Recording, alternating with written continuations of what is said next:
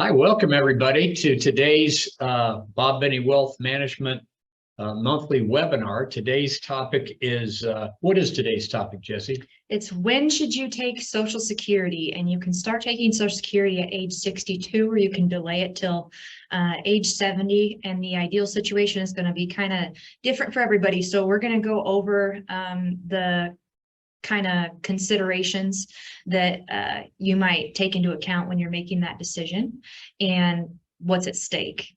And so you can ask questions as we're going through things. There's a Q&A box at the bottom of the screen. I will look at those periodically during the webinar, as I found out during our last webinar. Yeah. Someone tried to help us out, and and I hadn't checked until the end. Yeah. So I'll check them periodically, but we're going to go through them all at the end.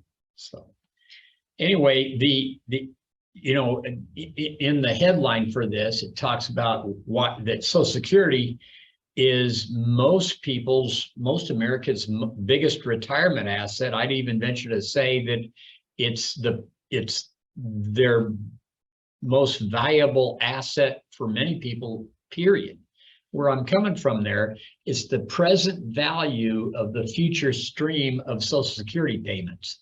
And so we have a calculator that we use to help people, or software that we use that calculates the present value of the future of all your future Social Security payments, either out to your life expectancy or whatever age we say that your life expectancy is.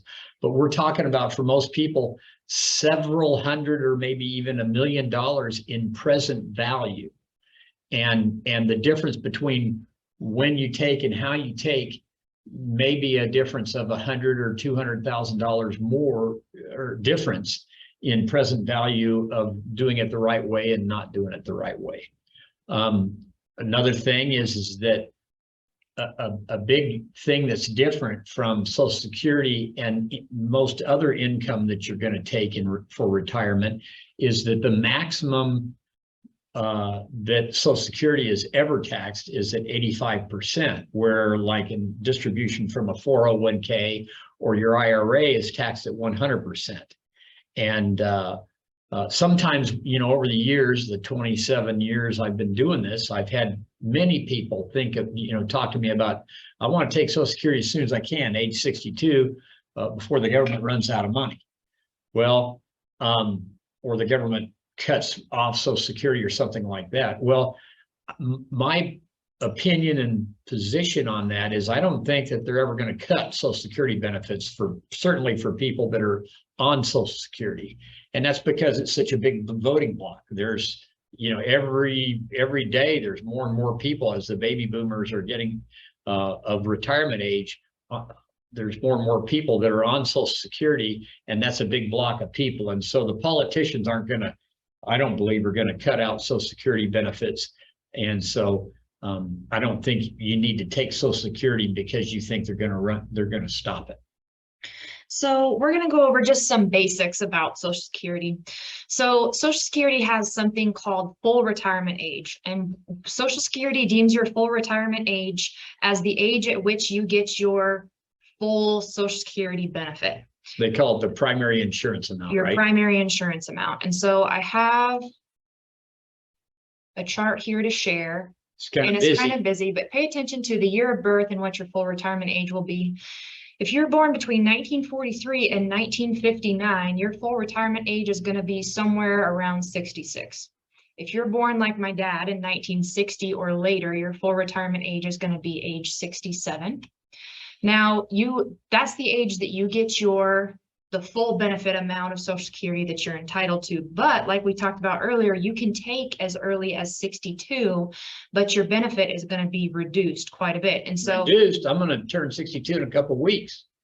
So for someone like you, that was born in 1960 or later, your benefit, if you decide to take at age 62, is going to be reduced by 30%. Holy cow. That's not good. Which is a lot. And that benefit is reduced permanently. So you don't get your full benefit by the time when you turn 67, you get this 30% reduction for the rest of your life. So it's a pretty big deal if you think that you want to take early. That reduction goes down between age 62 and your age of 67, your full retirement age. They do a calculation, but you're still going to be reduced for basically they do it on a monthly basis for every month that you take early before your full retirement age. Another thing to consider here on the right side is that your spouse, if you're married, also gets a Social Security benefit, and they can get up to 50% of what the higher income earner's Social Security is. And so if the higher income earner takes their Social Security early, their spouse also gets an additional reduction that's about an additional 5% of the 50% benefit that they So it sounds like entitled to. If you don't have to, taking early is not a good deal. And sounds to me like also if I took early, your mom would really be kind of screwed. All right. So also your bonus for waiting past your full retirement age. It's called a delayed retirement income credits. And basically it's you get 8% more for every year that you wait. And so Jesse has a chart there. And so all of us that are on here are born 1943 or later, so we get 8%. It's done again on a monthly basis. It's 2/3 of 1% for every month after age 67, full retirement age that you go. So, 3 years, that's 24% more if I, full retirement age of 67, wait until 70. That's also going to affect the spousal benefits for your spouse too. So like in my situation, your mom, my wife, is 5 years younger than me. And if I take at 70 versus 67, I'm going to get a lot more money. And then if I pass away before her, because that's one of the key things we have to figure out. It's different for everybody and everybody's family situation and whatnot. But one of my goals, because I'm a little bit older than your mom and men have shorter life expectancies than women, I kind of have an assumption that I'm going to pass before mom does. And so I want her to get the most Social Security that she can after I'm gone. And so that's part of the reason that I want mine to be up at, or not to take mine until 70, because when the higher Social Security spouse passes away, she gets mine. And so that's the point I'm stuttering around trying to get to. So if you wait and your benefit is higher, she's going to get 50% of the higher amount. And then when you pass away, she gets bumped up to receiving your full amount rather than what her full amount would be, which is going to be slightly less because she's been a stay-at-home mom when we were kids. That was presented a lot better. So anyway. So that's how the spousal benefit works. So if you're married, how the spousal benefit works is that the person whose Social Security would be lower can get up to 50% of what the person whose Social Security is going to be higher is. Yeah. So yeah, we can explain that to you. A lot of times they work it out where the person whose Social Security is lower gets their Social Security plus an extra little bonus amount that takes them up to meet that 50% of what their spouse's Social Security is. And they can't get that 50% until their spouse starts taking Social Security. And they get docked if they take that before their full retirement age. Right. Which in the case of your mom would be 67 also. So the scenarios for Social Security, especially if you're married, are very specific to your situation. They're specific to what your earnings history is, what your life expectancy might be, you and your spouse's ages, how much money you might need in retirement, that kind of thing. And so we have a really awesome tool called Social Security Timing, where we can plug in a bunch of different, all of your individual information, your ages, your Social Security primary insurance amount, your life expectancy, whether you want the standard life expectancy for somebody your age, or if, for instance, everybody in your family has always lived past age 90, we'd put that in, or if nobody lives past age 75, we put that in. All those different kinds is personalized for everybody's situation. And it runs through all the hypothetical scenarios of when you could take and gives you the kind of best and worst case scenarios. The worst is always going to be if you both took as early as you can. And then it tells you also what the ideal scenario would be, and you can plug in different scenarios that are specific to you. It's going to tell you the suggested or the recommendation for getting the most Social Security, and it's also going to tell you the worst. And compare those, and then we can put in, well, maybe the best is for me to take it 70, but I can't wait till then. I got to take it 67. Well, we can put all that in too. But go ahead and show it to them. So we ran this through for a hypothetical couple, Mr. and Mrs. Client. And about Mr. and Mrs. Client, Mr. Client is age 60 and Mrs. Client is age 55, which means both of their full retirement ages is going to be age 67. Mr. Client made a little bit more money while he was working, and his primary insurance amount, so this is the amount that he's going to get at age 67 when he's full retirement age, is $3,200 a month. Mrs. Client's is a little bit lower. Hers is $1,400 a month. And so we plugged this in to this Social Security timing tool, and it ran out all the hypothetical scenarios and shows us what the present value of their Social Security dollars would be, best and worst case scenario.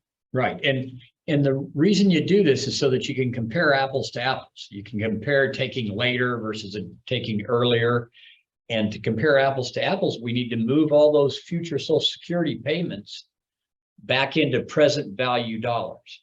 And the computer, does this by inputting cost of living increases that you're going to get in Social Security out to your life expectancy or whatever age we put in there for your life expectancy, and then pulls them back using an interest rate factor to present value dollars.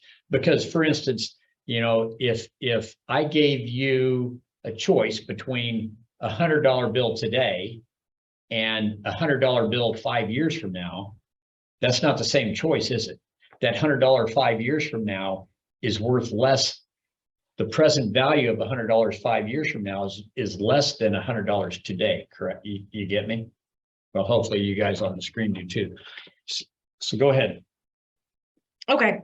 So the two scenarios that it has here on the left-hand side, this red bar is the present value of their Social Security dollars for Mr. and Mrs. Client if they were to take as early as they can, which means they're both taking at age 62. Right. So if we kind of take a look into that, oh, that's great.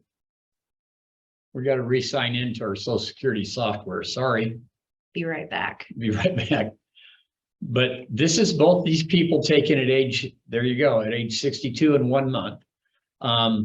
It shows you, that he gets 2,300 and she gets 1,299, almost 1,300. And then anyway, but the chart below there also shows, that purple line that's on the top is their desired income in retirement, and total income. Plugged in $8,000 a month just as kind of a hypothetical number. And you see that line rising because it's got an inflation factor built in, not the outrageous inflation that we're experiencing today of 8 or 10%, but an average inflation rate. So obviously the cost of living over time is going to go up. And so what you see down in the bars are his Social Security in the light blue, and then she starts getting Social Security in the black. And so just scroll on up to the top of there you go, of any one of those. So it tells you that in 2028, they're going to need almost $112,000 in income. The total Social Security that they're getting is just his, 30,000. So the gap, the difference between what they need and what they're getting from Social Security is $81,000. And that gap that's part of where we come in, helping people figure out, how to take retirement income and how to fill that gap and invest their money in the right way so that they can fill that gap. So let's go back to the suggested in this case.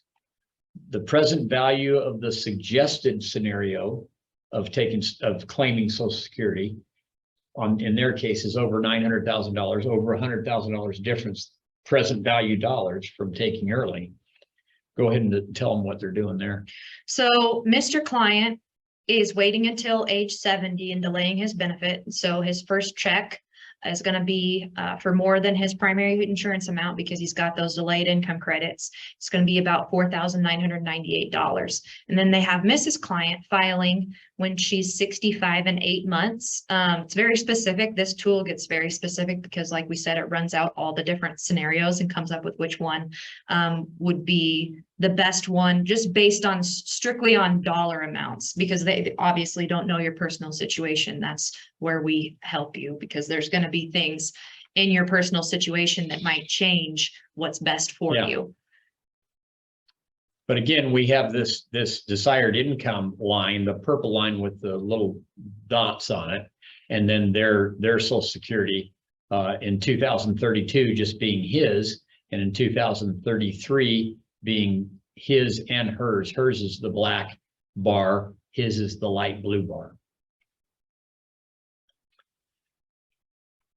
And then the last thing that we wanted to show on here is they have this break-even chart.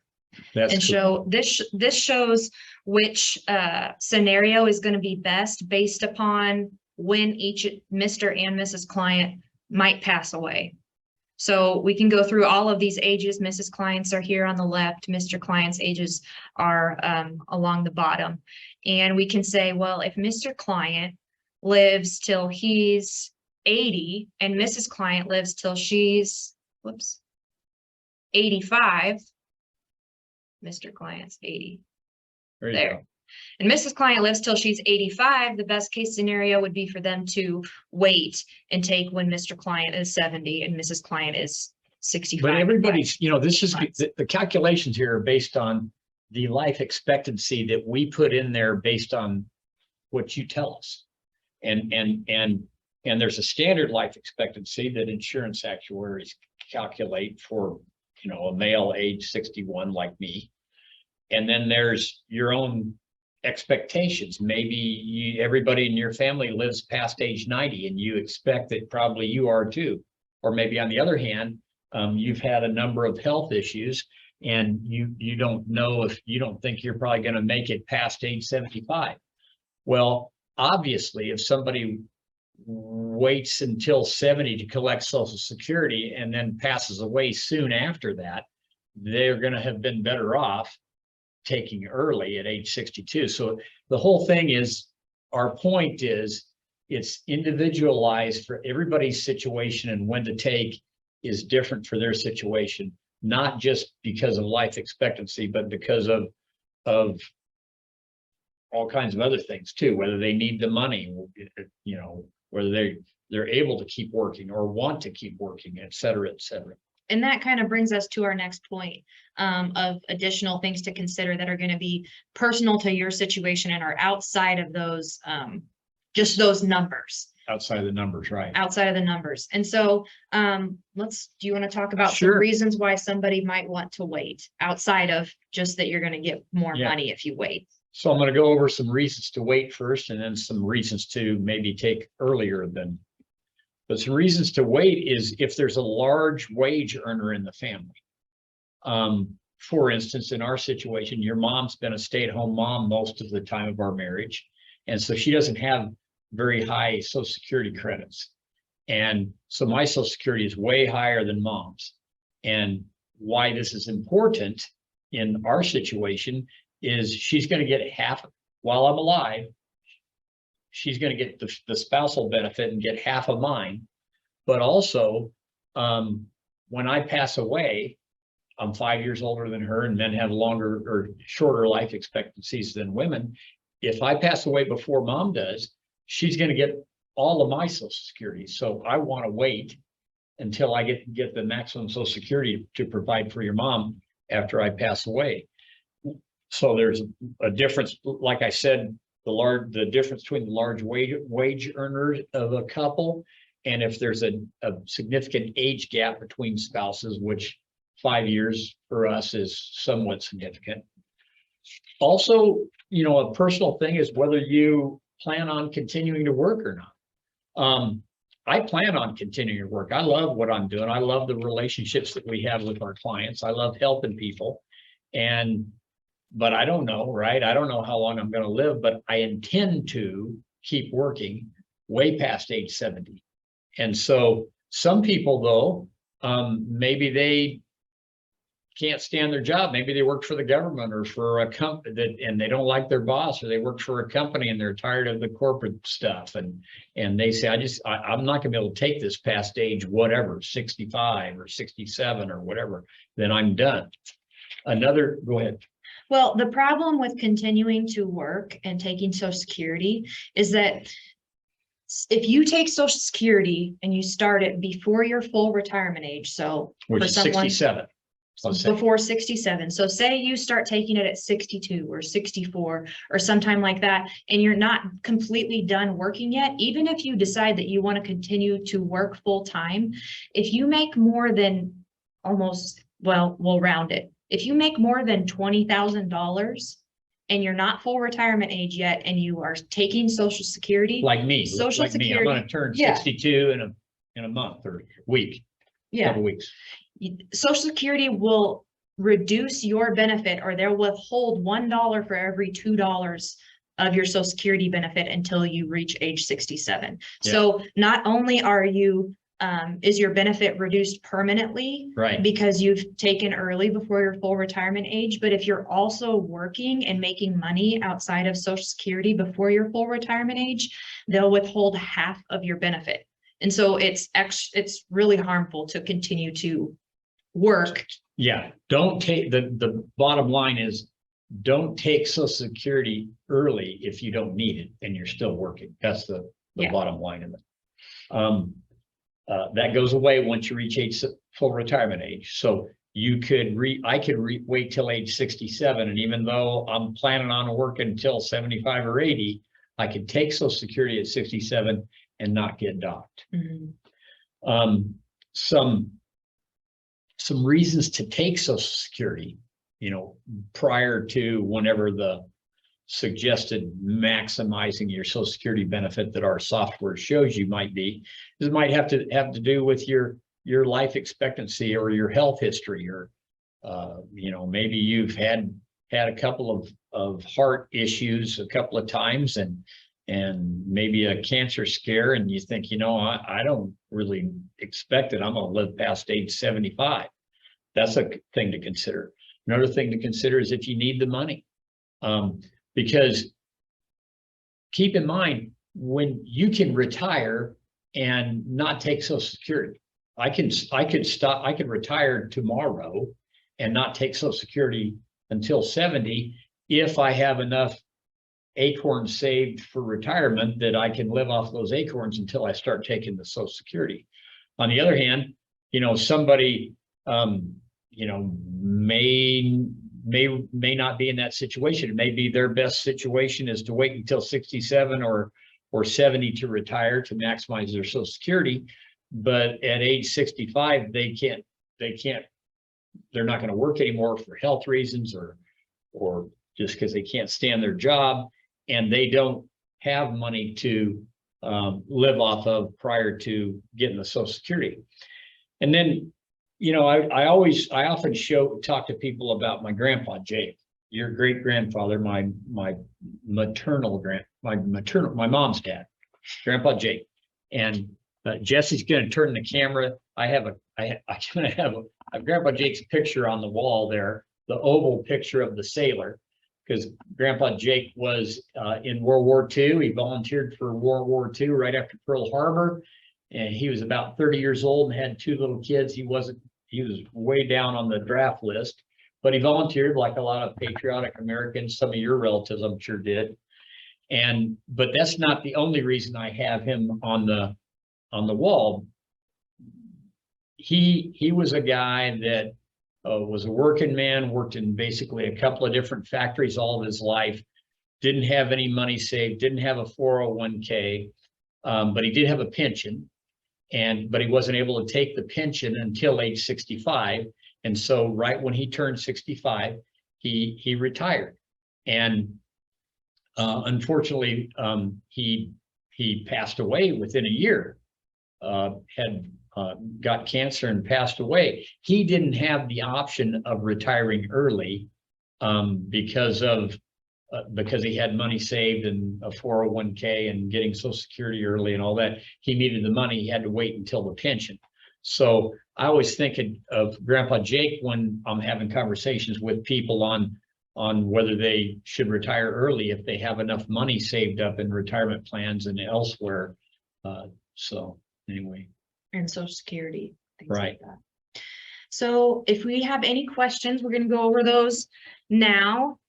Doesn't look like we do. If you have one that you want to type in real quick, go for it. Otherwise, you can always email my dad or I at jesse@bobbenny.com or bob@bobbenny.com if you think of any after this. Sure. So we just want to help you. And we will do a Social Security analysis using this software and our experience and knowledge with anybody. So if you have a friend or a family member that's interested in finding out about Social Security and what their different options are and how those fit in with their situation, please have them call us because we just want to help people. And it's free. And all they need to do is bring in their Social Security statement that they can get off of the government's website, ssa.gov. ssa.gov. And if you haven't already done that, you should get on ssa.gov and create an account. You'll end up with a username and password, and you can go back there, go into that anytime you want and find out what your primary insurance amount, the amount that they'll pay you at 67 and what they'll pay you if you take early and what they'll pay you if you get your monthly benefit will be if you wait until 70. But those numbers, that's part of what we have to enter into our Social Security analysis software.